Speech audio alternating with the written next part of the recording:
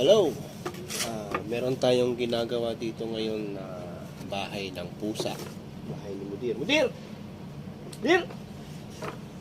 So, ito yung likod. Ito yung harapan niya. So, katingin ko lang tong design sa likod. Ito yung cat claw. Kung nakikita nyo yung cat claw. Ika-cut ko yan. Tapos, ito yung side. Dalawang side niya. Then, ito yung flooring niya. Kapag tayo maglagay sa roof, yun ang last. So, i-cut na natin.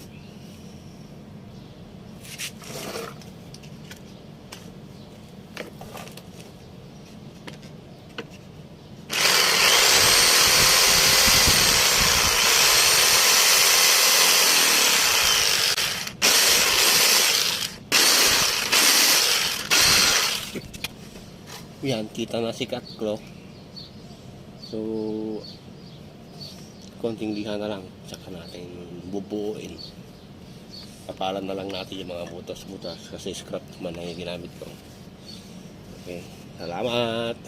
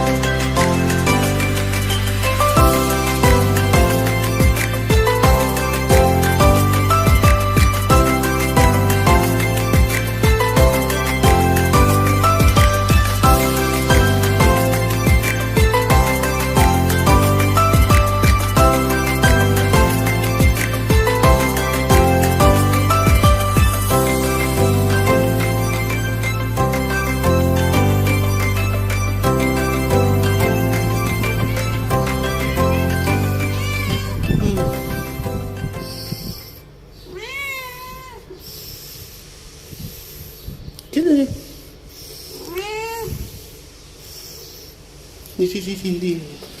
Hey. Wait. Go. Inside.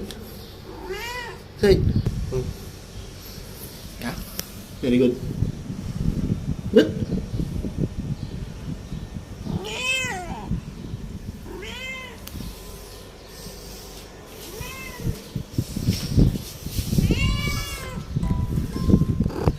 Here are our cute little kitten. They are 4.